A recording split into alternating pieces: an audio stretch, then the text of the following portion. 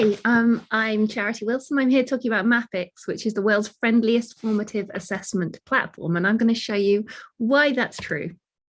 So first of all, I'll tell you a bit about the problems we're addressing.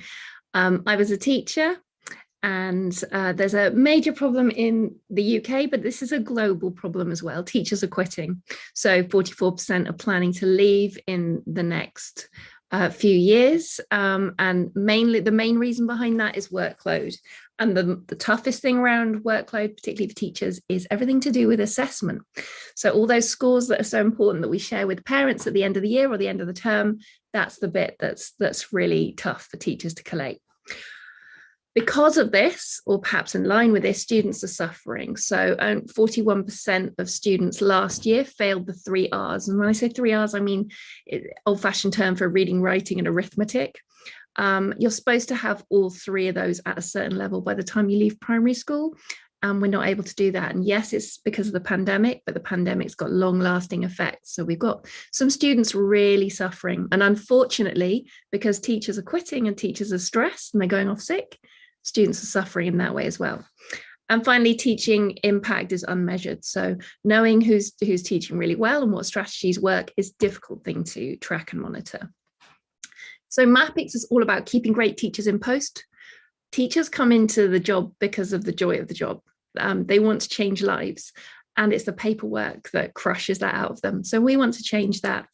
We want to help people succeed, and we want to demonstrate really great impact as well for schools and for teachers.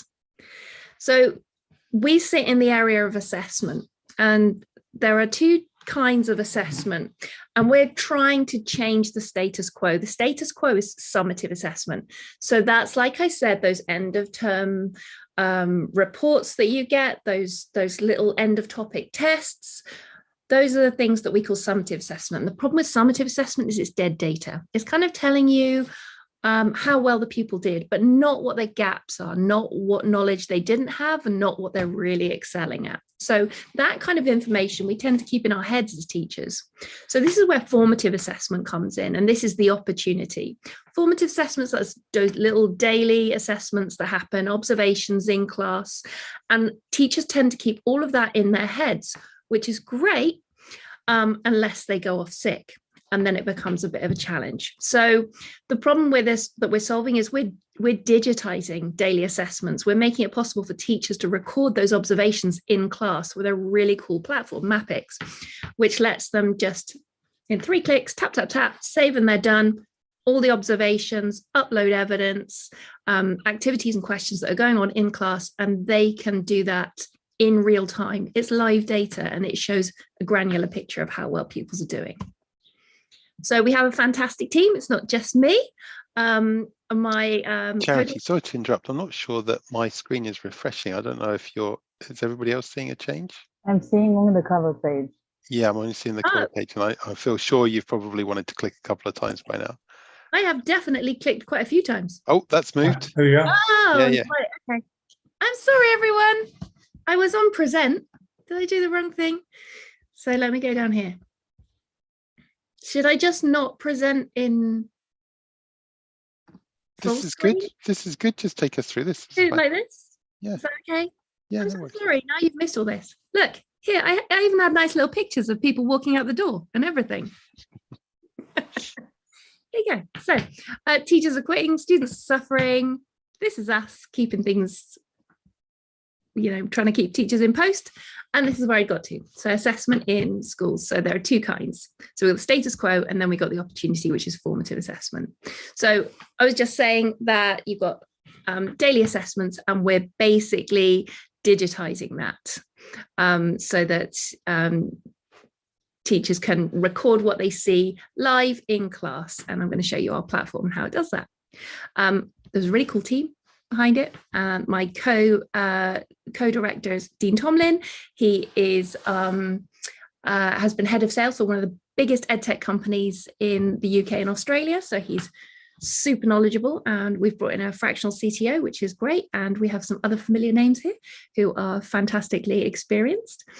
And I'm just going to show you really quickly the new element of our platform, which is that we are bringing in a direct to teachers sales model. So statistically, on average, school staff spend about, in the US alone, they spend an average of $94, $95 a year just in software for their schools that isn't reimbursed by their schools. So there is a precedent. Teachers tend to buy things for their schools that will help, and we want to use that model. So we want to sell direct to teachers for $5.99 a month. And then on the back of that, we are hoping that it will enable us to get into schools as well. We're already selling direct to schools, but using this model, we're effectively saying, hey, teachers, try us out. If you love us and your schools love us, then your schools can pay and you don't have to pay anymore. So teachers then become advocates. So let me show you how it actually works. So I'm hoping that it's flipped to a different screen. It has indeed, and I'll give you 30 seconds grace, but you're currently at 6 minutes, okay? Oh, crikey. Okay. So here is reading. Hang on. I got to make sure that it's because I've been logged in for so long. Yes. Okay. So to Mark, you come in. I've come into reading. Here's my class. I've decided that I'm going to do some analysing books. My pupils are on the left. To Mark, I go tap, tap, tap, save, and I've done. This works really well on an iPad. In the overview, it shows me how they've done, what their predictions are, what their trend is. And if I want to, I can even jump into my mark sheet, jump on a child, not literally jump on a child, that's frowned on. Click on a child's name, and there we go. We've got a whole parent-friendly pupil report at any time in the year. You don't have to wait till the end of term. You don't have to collate tests. It's all done. And we are currently looking for £550,000 in investment. If you are the right person out there and you want to get on board with what we're doing, this massively growing market, we'd love to hear from you. So thank you. I'm sorry it didn't, that my screen wasn't sharing properly. Thanks, Charity. That's brilliant. I really appreciate it. And great to see the platform and how it's shaping up. Tiana has the honor of the first question for the first startup. So please, Tiana. Thank you, Stu. Well, I already know the idea and love the idea from Charity, so super nice to see the presentation and the progress. And the fact that Charity is actually a teacher and actually a target user of this solution for sure comes in handy, as well as these amazing presentation skills that for sure are going to help with fundraising. My main question is, how do you go about validation and adoption within such a old school system that you're dealing with? So how does it work nowadays at the moment? Is it just some validation, or maybe in some schools you're already using it, and how do you plan to spread the news and have other teachers start using it? Does it have to be per school, per district, per class, per teacher? How this implementation can go? How do you envision this? Thanks, Tiana. That's a great question. So for us, we've introduced much more flexibility. Before, we were just looking at going to schools, and where you're selling to schools, anyone who's ever dealt with schools knows that there's a lot of red tape, and that it can be quite challenging to get to talk to the right person at the right time of year. So we've decided to bypass that. Instead of going direct to the schools, we're going direct to the teachers. It's one of our 3 pillars of our company is community, and we're about serving the teaching community. So we're offering a really good value subscription model of $5.99 a month. And for that, and because of that, it means it's affordable for teachers. We're going to use social media to market direct to teachers, and we know the age demographics, for example. So we know that we're going to be focusing on Facebook and Instagram. And we are going to be just showing as much as possible about the platform, how simple it is. And if you could see some of the other platforms that are out there, you'd see the simplicity is markedly different in Mappic. So we're going to push as hard as we can on social media. We're going to get people trying it, get those case studies, get those reviews, get those Trustpilot reviews, and the proof will be in the pudding. We're just going to prove that it's the easiest thing out there that you can use. I see, thanks. But it means that the cost is on the side of the teacher, like a private cost, the teacher. Yeah. Teachers traditionally buy things for their class, particularly for a curriculum and software. They buy out of their own pockets. It's unfortunate, but it's true. So we don't want them to pay for things out of their pockets. What we want is, we know that they're already buying things. We want to offer something that's really, really good value, which it is. But for them to start using it, and if they refer to their school then takes over the purchase, and the teacher's no longer paying for it. So we're about giving something that's really good value, and then that value, that, you know, that the fee, the monetizing, to actually then come from central, which is to come from the schools or local authorities. I see. And regarding the data privacy, because they're going to be using the data regarding children, do they need approval from parents in order to put the data in the system? So schools already use platforms like this. I'm reluctant to say like this, because they tend to be really clunky and really unpleasant to use and very, very time consuming. So we don't want to be lumped in with them, but they do. Schools are already using platforms. And this platform, yes, it contains sensitive data because it contains a pupil's name, and it may contain their date of birth, for example, but we're registered as data processors and data controllers. We're fully compliant with GDPR, and the responsibility for data handling stays with the school. And for an individual user, we have really strict terms and conditions about usership, expectations, and they're not accessing anything in any other way than they would using any assessment software, any tracking software. Thank you. And my last question, maybe I missed it in the presentation, about the traction. How many teachers are using it right now, even in some beta? So at the moment, we have around 30 users. We have around 3,500 data sets of pupils stored securely. And what we found is that with following the teaching, just going to the schools model, it can be tough to get that traction because of the things I outlined before. So now we're launching the teacher direct to teacher, the B2C model, which will be live and ready to go in September, and we're really excited to see how it takes off. So thank you. Amazing, Charity. We're gonna follow your progress. Thank you, Tiana. Thank you so much. Thanks, Tiana. All right, Matt, Tiana's used 5 minutes for Q&A, so I'm going to come to you particularly about product, right? About the UX and the UI kind of stuff. What questions do you have today?